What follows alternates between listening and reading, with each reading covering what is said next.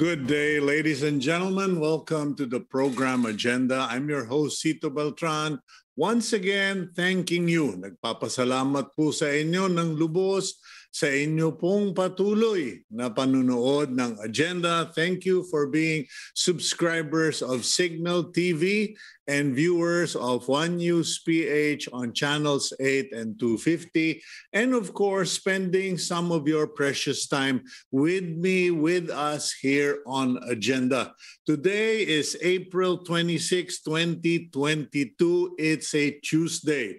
And we have been facing a bit of a challenge trying to get people to come to the program because apparently while there are burning issues, there are many of the people behind those burning issues are hard to get. Either nagpapa-hard to get sila or they are afraid to come before the media because there might be revenge thrown at them by certain government officials, etc., etc. Marami po kasing mga issue na pumuputok ngayon. In particular, I was hoping to follow up on a column I wrote yesterday in the Philippine Star where I pointed out the lack of common sense or practicality in the program of the DOTR and the LTFRB. Yung po bang nagtayo sila ng terminal north and south of Metro Manila, pero meron namang mga terminals, marami. Many of the provincial bus companies already had pre-existing terminals that cost them millions upon millions of pesos to put up. And yet, for some strange reason, following modernization, they decided to get people to invest or spend government money and put up 2 terminals. Now, one terminal seems to have been a success story, which is the one in Parañaque, the Parañaque Integrated Bus Terminal, while the one in Bukawi seems to be very unpopular. And yun po yung pinupunto natin doon sa column yesterday, where I said, why is the government insisting that provincial bus companies use the North Luzon or the Bukawi terminal when there are already terminals on EDSA, which many of the commuters, the provincial commuters, prefer to use because isang sakay na lang, nasa opisina na sila, nasa bahay na sila. I take the bus to Baguio regularly via Victory Liner, and it is so convenient. From my house in Capitolio here in Pasig, we take Uber, we take, Grab. Actually, we take Grab and then get dropped off at the terminal in Cumao. And from there, diretso na. But instead, the government says, hindi, yung terminal sa EDSA, window hours na lang between 10 p.m. and 5 a.m. So if you are leaving Metro Manila, north of going to Luzon, you will be riding your bus at 10 or leaving the terminal at 10. And if you're going somewhere in Pampanga, you will arrive at midnight. If you are going somewhere in Pangasinan, Tarlac, you will arrive at 1 to 2 in the morning. And if you are going to Baguio, you will arrive at 3 or 4 in the morning. Which means that you are going to be greatly inconvenienced. Okay? So what happens now? And then if you are coming from the province, going into Metro Manila, for instance, those of you who are living in Pampanga, Bulacan, who work in Metro Manila, you will arrive in Metro Manila before 5 and you have to make tambay until 8 o'clock or until 7 o'clock or 6 o'clock, get a ride to your office and still make tambay. kumbaga, lalo pang pinahaba ang kalbaryo ng mamamayang Pilipino. It is anti-poor and anti-business. But nag-silent night na po yung ating Pangulo, hindi na niya pinapakialaman, much like the excise tax on gasoline, much like isabong, etc., etc. Balik na raw siya sa Davao. So, we are like a country with no leader. Okay, let's now go to our daily starter. Pasensya na po kayo, talagang nagngingit-ngit ako kasi ito pong mga tiga-LTFRB, they keep making noise to media who will not challenge them. Okay? But to programs like Ted Filon, myself, medyo nagkakamot sila ng ulo at iwas pusoy po sila. Anyway, our daily starter for today, from Paulo Coelho, a mistake repeated more than once is a decision.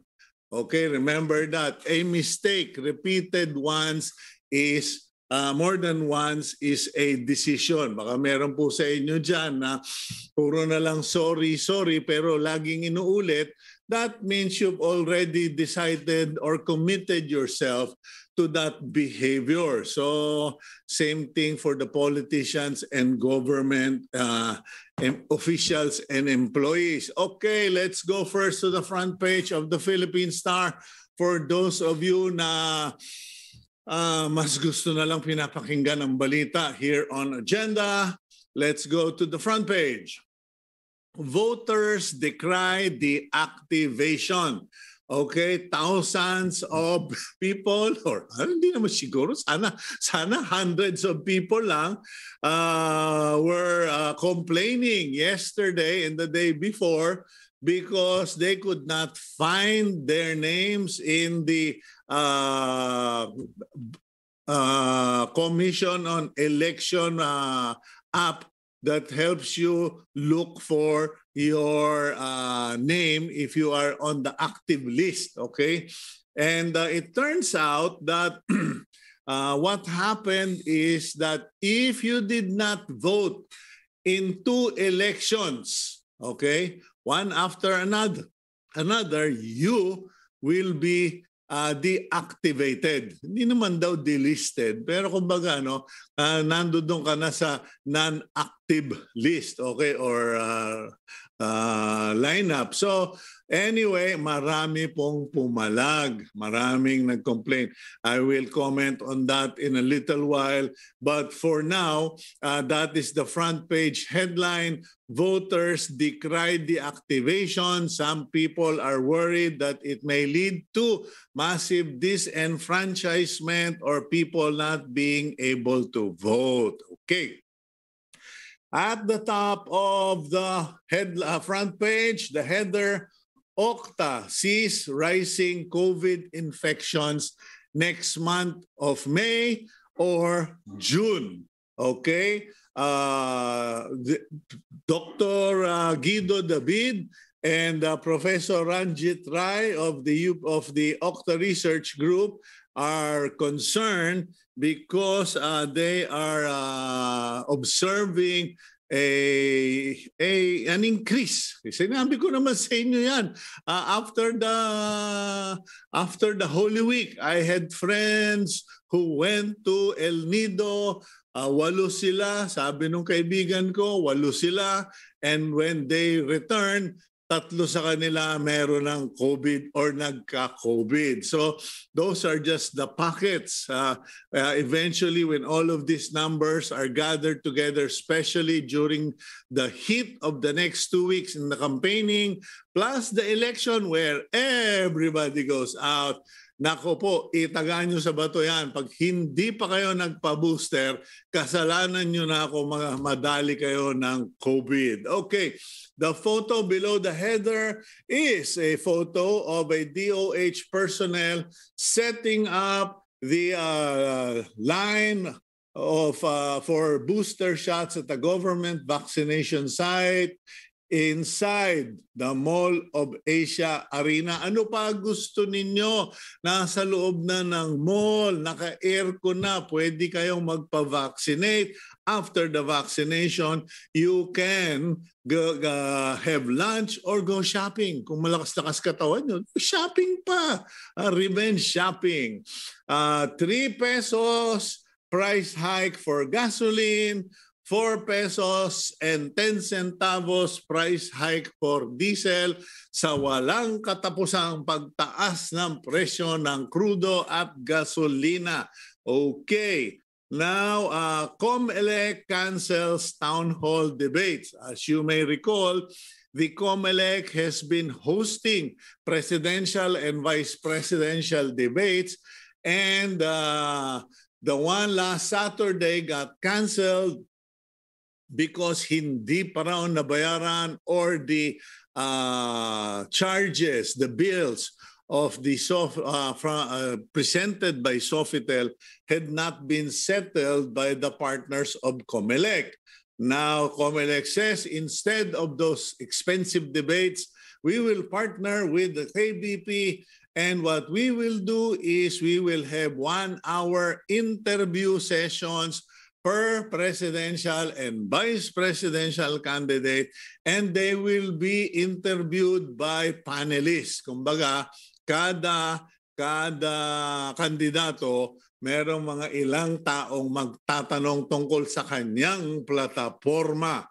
Okay, meanwhile, 3 hackers, okay, 3 magaling daw sa computer at kayang mag-hack ng COMELEC were arrested yesterday after claiming that they could hack the results and in exchange for 10 million. Bakit ba laging 10 million kada election ang presyo for hackers? Okay? The 3 were arrested by the Philippine National Police Anti-Cybercrime Group. Ayan, nadali kayo.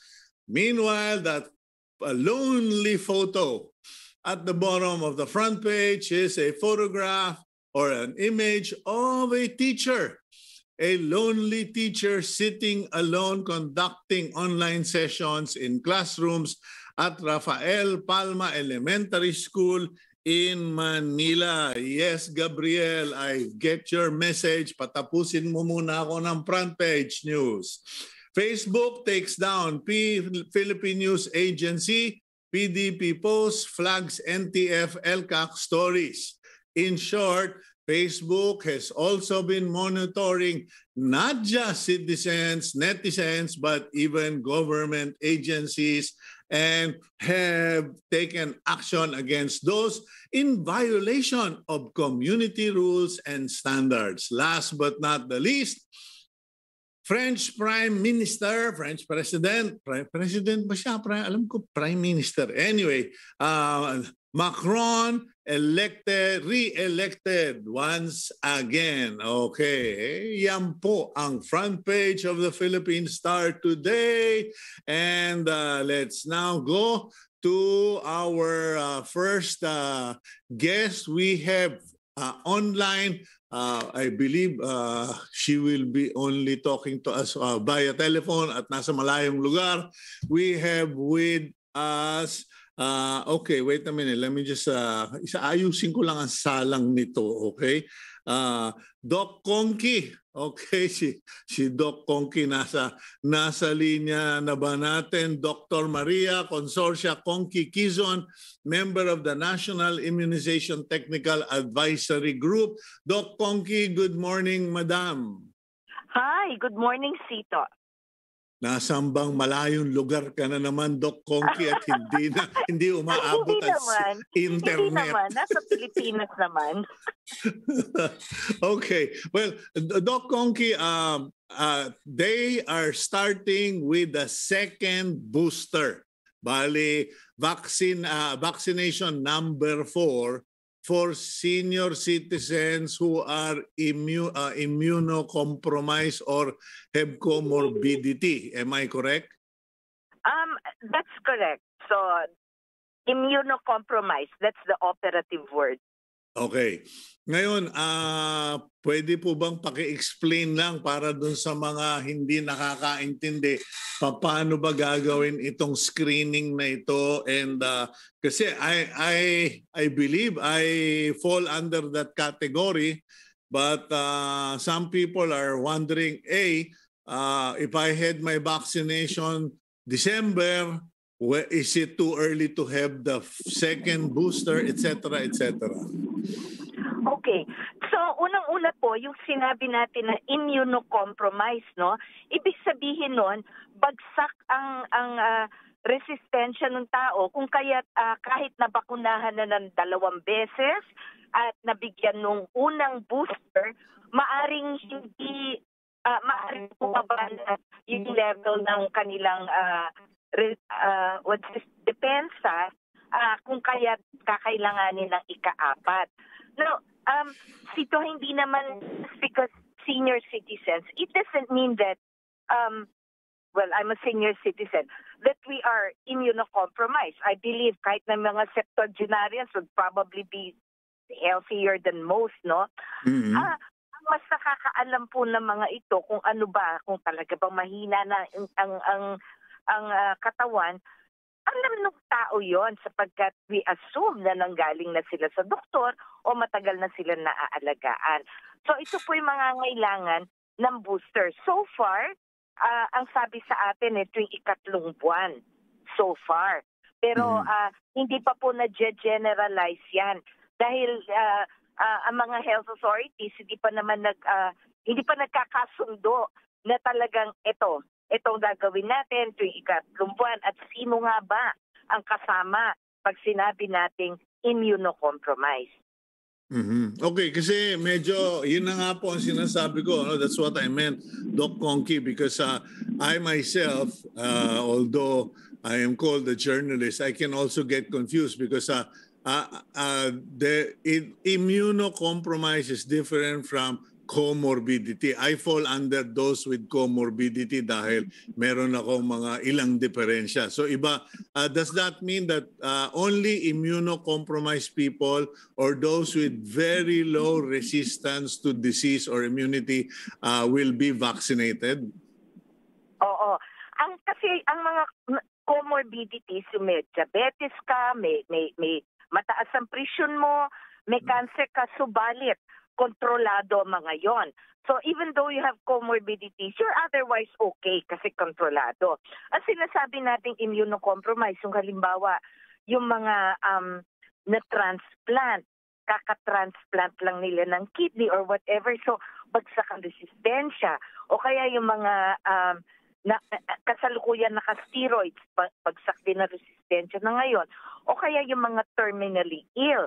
So yun po yung mga ngailangan ng ika-4 na dose, no? Ngayon, ang hirap mag-generalize ito, yung gano'n. So ang sa akin, siguro makakaalam ng mga ito o yung talagang mag-a-advise sa kanilang go for the 4th dose would be yung primary physicians nila o yung mga doktor na humahawak sa kanila. Okay, now, so yung immunocompromised, kung sinabi ng doktor, sir, ma'am, immunocompromised ka, magpa-vaccinate ka na for the 4th vaccine or the second booster, okay yon. But what about those who, like me, have comorbidities? Yung sabi mo nga, high blood. Kada umaga, high blood na ako eh. Magbasa lang ako dyaryo, high blood na ako eh. I believe na hindi pa tayo sabi natin immunocompromised. Hindi pa naman natin sinabi na yung usual natin na pinaprioritize na all seniors and all those with comorbid. Hindi pa naman tayo nagsasabing yun. Go na tayo for the 4th dose. Okay. Okay, kasi may mga nagmamadali eh, katulad ni Beltran. Sabi ko, tara na, magpa-vaccinate na tayo habang walang pila, habang takot ang tao. Pero hindi pa pala pwede. Hindi pa. If I may, ang dapat nating ipagpukpukan talaga. Kasi the good news is that 2 out of every 3 Filipinos are already fully immunized na kada 2 dose, no? Subalit, Naku, nawawala kayo, Doc Conky. Mukhang immunocompromised yung cellphone ninyo. Teka. Am I better now? Yes, Hello? yes. Better Yes. ako? Sige. Okay. So, we pulled over. Sige. So, ang sinasabi ko is that the good news is that 2 out of every 3 Filipinos are vaccinated. Nakadalawa, no?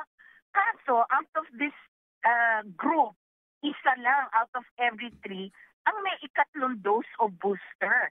So, yun ang dapat unahin natin na talagang marating sana na mag-booster lahat ng mga initially nagpabakuna na. Para nun, safe tayo. Okay, si Presidential Advisor on Entrepreneurship, Joey Concepcion, was on the program yesterday, and he emphasized yet again the reality that by May of this year, any and all who had their shots before December 30, 2021, medyo humihina na yung kanilang vaccine coverage. What is your position on this? Kasi maraming tao akala basta naka 2-0 na sila, okay na for life eh. Oo. Hindi kasi nung mag-umpisa tayo ng third boost, yung unang booster natin, di ba? Ang message nga natin talagang bababa na yung antibody level natin pagkatapos ng ikalawa kung kaya't kailangan na ikatlo. So, hindi naman tayo. Kailangan talaga yung unang booster or ikatlong dose.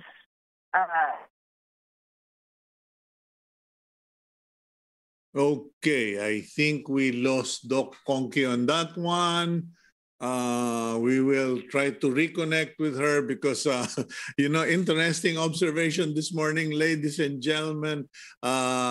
A lot of people are on the road. Either they are doing revenge traveling, they are driving to work, or they are on the campaign trail, or they are trying to get out of town, going back to Davao. Okay, we'll go for a quick break. We'll be right back here on Agenda.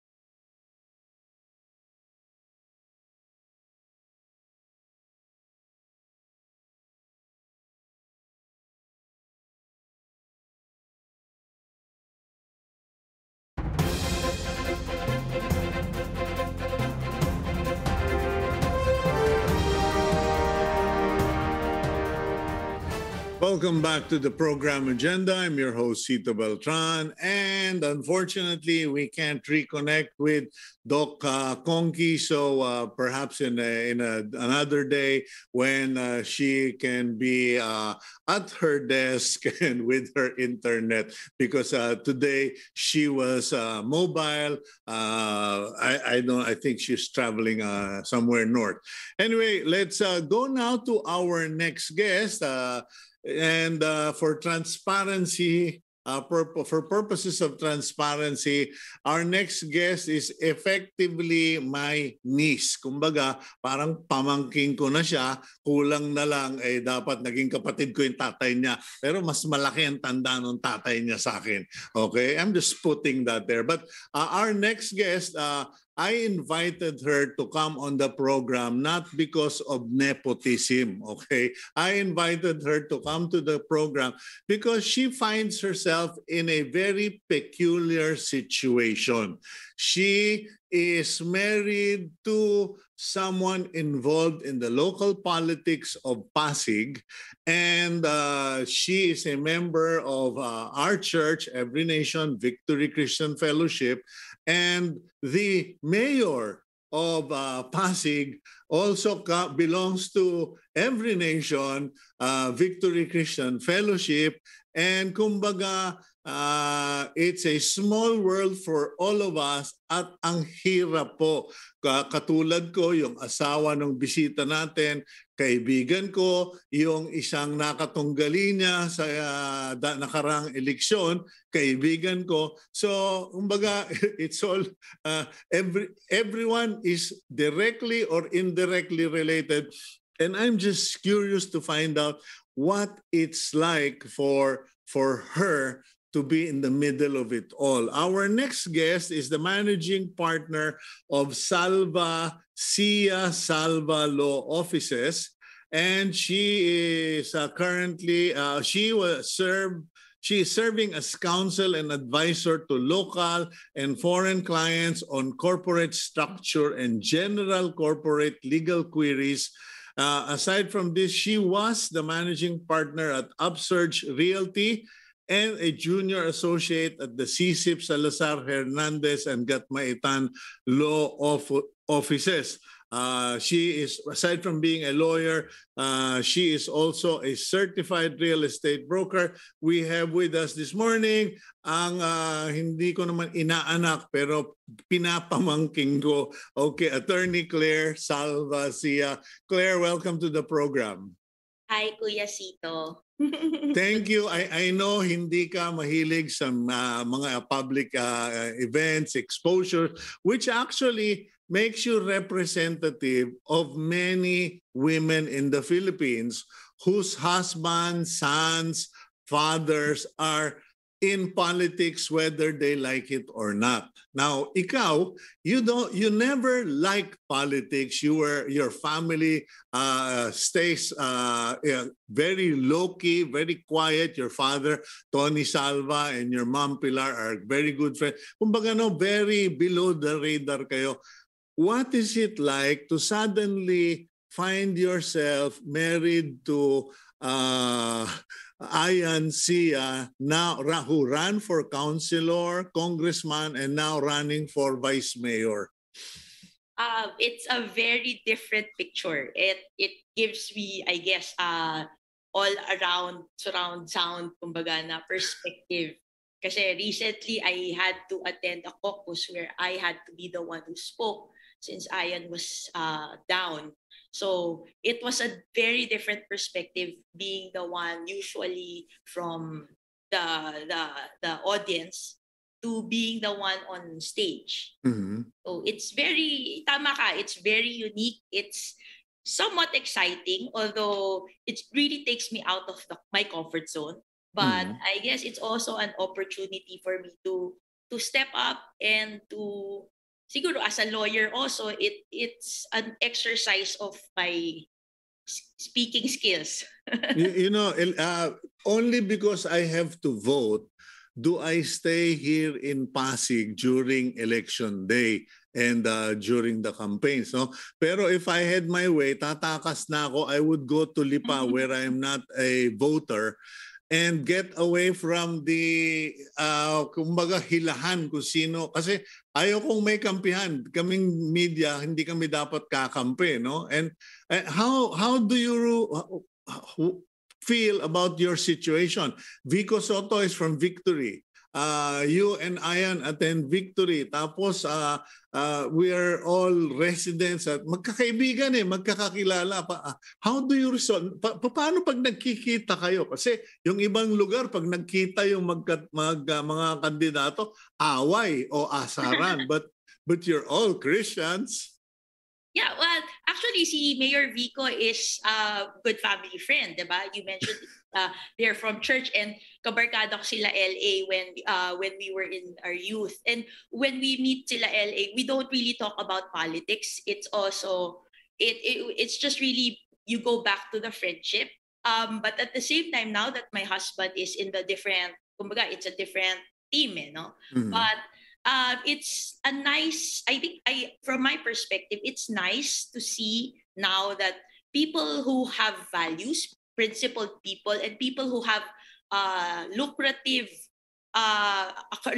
career outside politics are still willing to, I guess, sacrifice their profession, their career, and focus on public service. Si Ayan kasi before, okay na siya when he entered into politics around 2009, and that time it was sort of a struggle pa rin because public service is you sacrifice time and you spend, diba? The salary is really small compared to his private practice where he's really flourishing, but the heart for service is there, the passion is there. Ang hirap tanggalin, ang hirap pigilan. But also, nakakatuwa rin kasi Mayor Vico, he has his own principles. And, it's laudable that there's a desire to clean up government and to really make Pasig better. And I guess, siyempre, it follows that the Philippines will, diba, small steps, we take small steps But I guess I just want to clarify also na even while Ayan is on a different team, the desire and the passion and the vision for Pasig City is the same, to improve Pasig City. And meron in the recent past, merong mga news about Ayan saying stuff daw against the present administration. Sayang lang kasi those statements are taken out of context, but I don't want to dwell into that. But I guess it's a nice position for me to be in right now because I see the sincerity and I see yung pinag-isipan yung mga programs that he wants. Ayan is proposing for Pasig. And so in other words, they all have the same heart, they all have the same goals, and they are all coming from shared fundamentals, Christian fundamentals. And so happens that they're in different teams, di ba? Yeah, nagkaiba lang ng mga political party or team. Kasi ngayon parang hindi na kami naniniwala sa term na political party because there is no party, it's just teams, no? Anyway, but when you married Ayan Sia, he was not into politics. I know that he was a starting businessman. Bata pa kayo noon. And you, I think, were still in college. I mean, taking up law? Or finished ka na ba? We were already new lawyers. Ayun, new lawyers. So he was in Bilyarasay ng Angko, tapos ako in CISIP. Okay. Now, paano nangyari yan? How did the issue or the idea of politics come in? Because I know you are a very strong-willed woman, and na-surprise ako na napapayag ka ni Aya na tatakbuhin siya in local politics. Kasi I was offered a Senate slot twice by a very influential person, and my wife said, anong papakain mo sa amin? Actually, alam mo, it all started from church. We have a churchmate, si John Javier, who ran for vice mayor back in 2009. And back then, I was just, hindi pa 1 year old yung older son namin. So I was invited to run as councilor, I think, to just to complete the lineup. And stuff happened, so nagkabungi-bungi yung lineup, but he persisted kasi kumalat na that he was running eh. So his family kasi has an uncle who was vice mayor of Pasig way back. So yun, their family got up and nag-start na eh, parang Ion's first political machinery is really his family because they're really based in Pasig. They have lots of, kumbaga, yung home base nila, families are rooted in Pasig. So he started from there and he continued that he won as the number one. Before he won number one councilor in Pasig, he first had to win approval from a certain Claire Salva-Sia.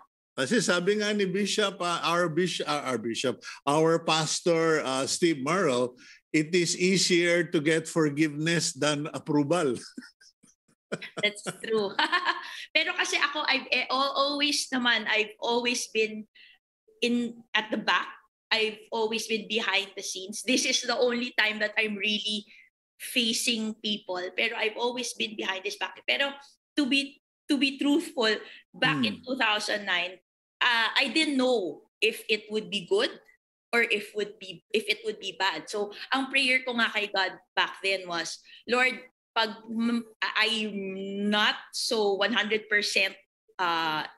committed or okay with him going to politics, but if he loses, I know how much it would hurt him. Siyempre, lalaki, may kahit pa paano, kahit napakabait niya, may konting ego pa yan, diba? So I knew it would hurt him, but at the same time, if you want him to win, Lord, ikaw na bahala kasi you know the future. I wouldn't know what would be best. So I left it to God. I just prayed. And then when he won, dun ako na-convince na, no, okay, this guy, my husband, really has a heart for public service. No, so wherever he goes, even when he went back to private practice, he would still go back eh. Pag Sundays when we go to church and then after church we go to lunch, ikot kami sa mall. Later on he would say, I have a meeting, may nagre-request ng help ng mga COA or kailangan ng conference kasi lalo na back then na bago lang yung VAUC, yung the Violence Against Women Act. So he would hold seminars or clarifications, may mga legal consultations, free public legal consultations. Yeah, well, so pero ano yung really, okay, so Ian runs for councilor. He actually makes it as number one councilor. So everybody happy. The Lord confirmed his purpose. Pero, the day or the month after you win an election is when reality sets in. When you discover, naku po, ang dami nating nagastos na pera, we got into debt, or people are expecting compensation for this, for that. And mind you, I know people in media na hindi na sinasabi kung saan sila nakatira kasi may pilang mahaba sa harap ng bahay nila kada umaga. And I'm sure it was the same for you, or were you strategic enough to make sure that politics is in the office and privacy is in the home? Well, yeah, that's true. We found ourselves in that situation come Christmas 2009. So it was very different, but I guess we're really blessed that we have wait a minute, what did you find yourself? Nagmamadali ka, relax ka lang, attorney. Gusto ko malaman kasi nanalo ka nga, tapos eto na yung mga pumipila, humihingi ng tulong, ikaw si Mrs. Sia. Nung Christmas 2009, we were staying in Valle. may mga kumakatok sa house. And even sa guardhouse meron. And since it was new, hindi ako brief ni Ayan, and he actually didn't have any, siguro, the presence of mind at that time to prepare. So may mga kumakatok, and we found ourselves in a situation where ubus na, kahit 20 pesos sa sa wallet ko wala na talaga. So we left the house.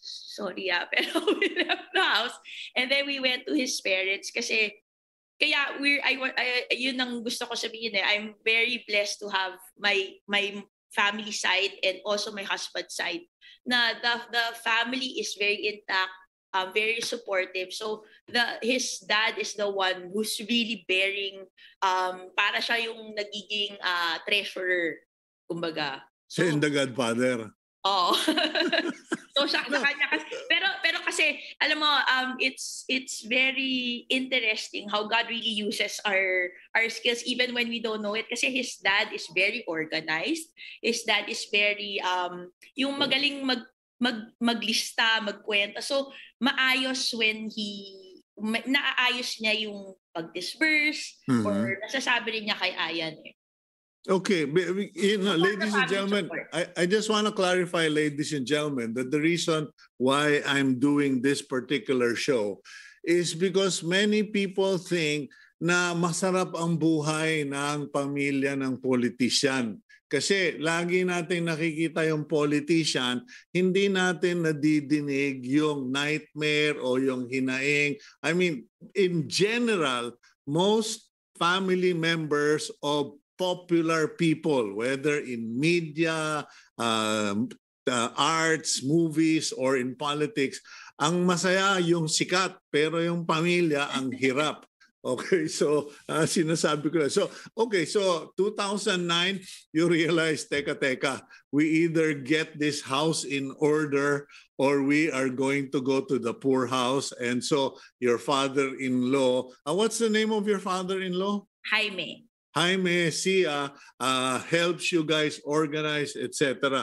Now, we'll go for a quick break, Claire. When we come back, please share with us your discoveries on the, regarding what it means to be the wife of a local public official. Okay, we'll be right back here on Agenda after this quick reminder.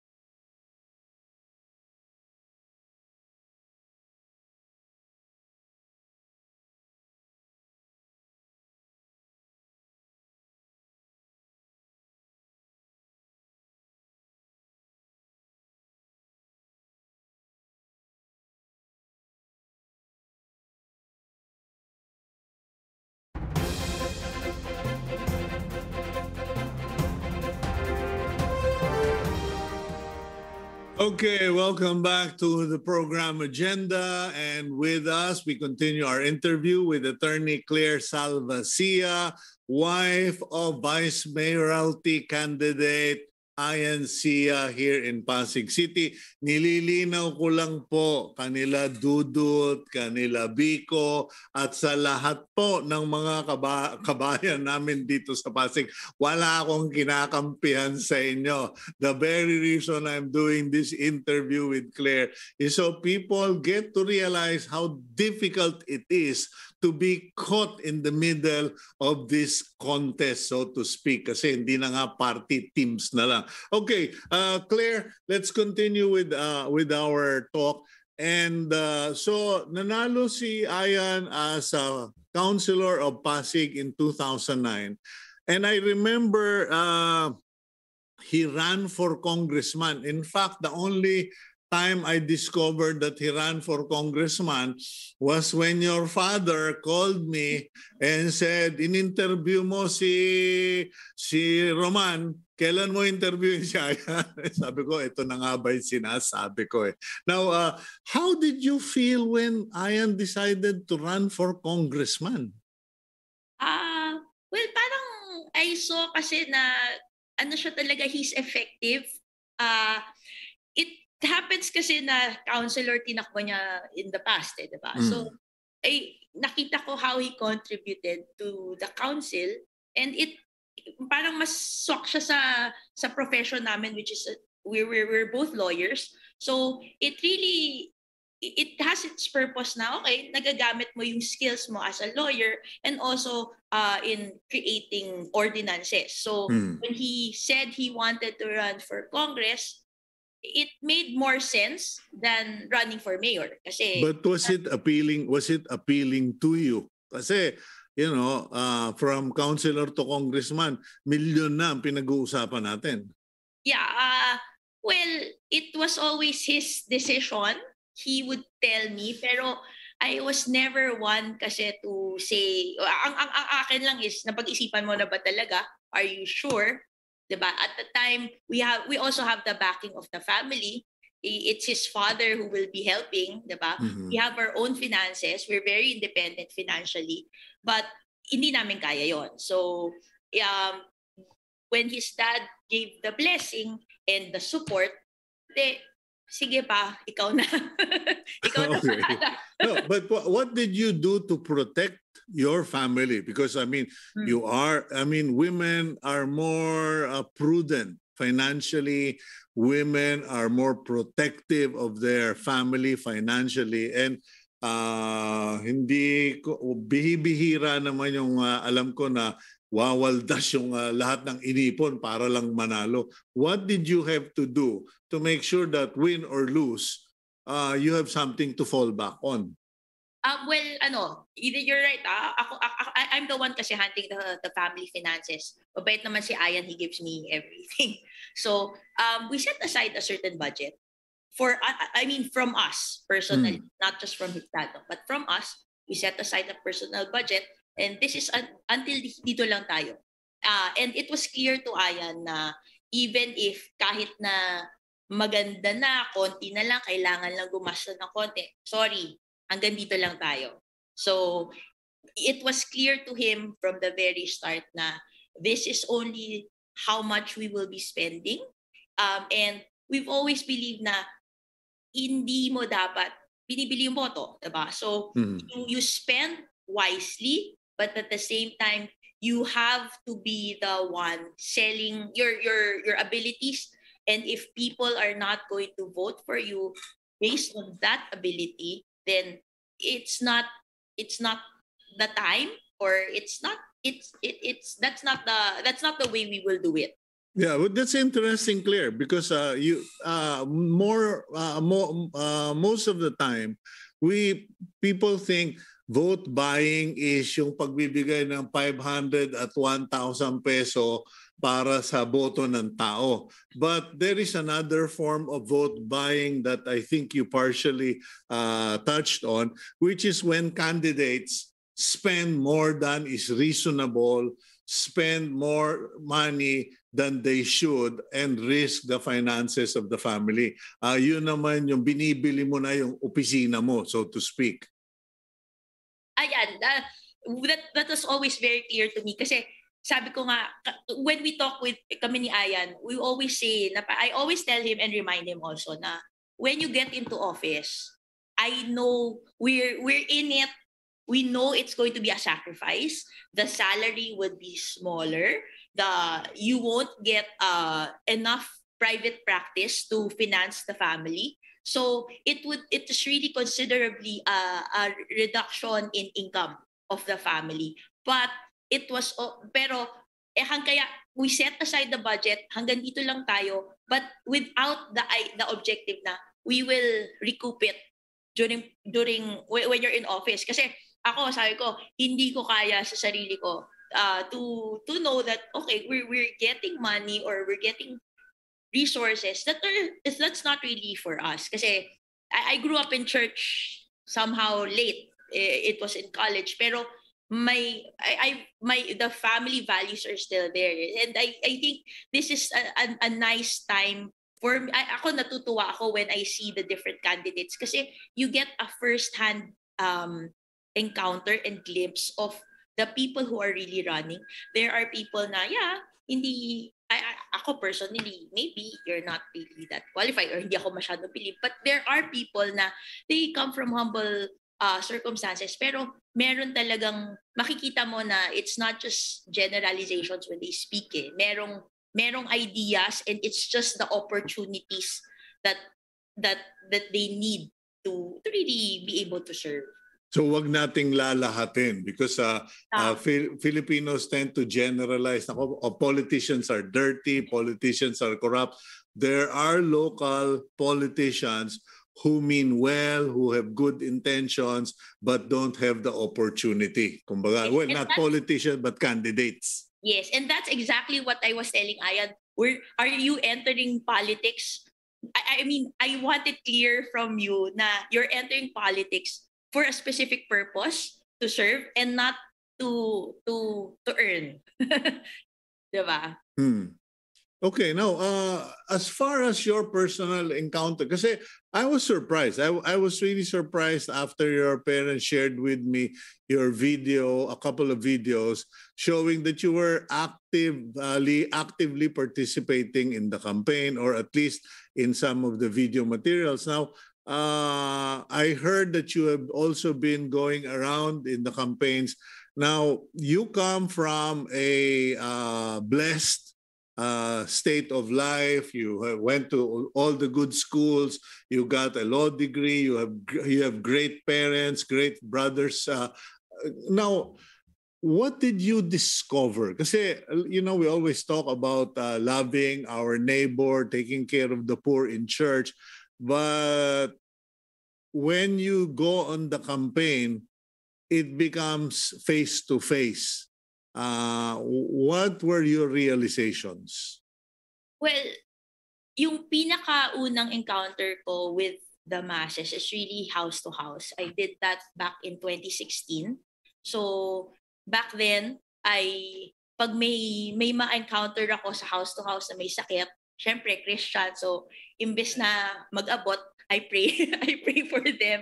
Pero it's nice to see that there are people who are still, it's not just money when they receive prayers, talagang natutuwa rin sila, and it really lifts them up And when I went out, kunyari minsan pupunta ka sa isang eskinita, akala mo when you're driving by, you think that hanggang dun lang, eskinita lang yan. Pero pag pumasok ka pala sa eskinita sa Pasig, minsan pagpasok mo biglang lalaki yung parang nasa bukid ka na And it's a fresh perspective of the city, and I guess na it really opened my eyes to that there are families who are living this way, and it's interesting kasi before, when I was younger, I would join the outreaches in church.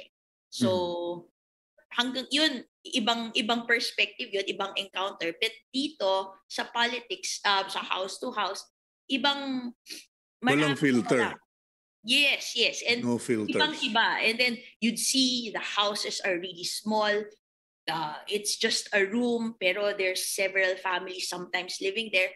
But you know, there are people pa rin who are happy or content. It's not, I'm not saying na content na sila, they're not going to do anything, pero they're happy, they're thriving. Minsan lalabas sa liit ng room, pero lalabas, pupunta sa office, maayos yung itsura. And you know, nakakatuwa na it's really just, you really need opportunities. You just really need to open up I guess, provide resources sometimes or some assistance to help. Okay. Kasi marami rin naman nagtatrabaho eh. Kaya Okay. pag pumupunta ka house to house pag mornings, minsan parang sayang yung oras kasi hindi sila lahat nandyan.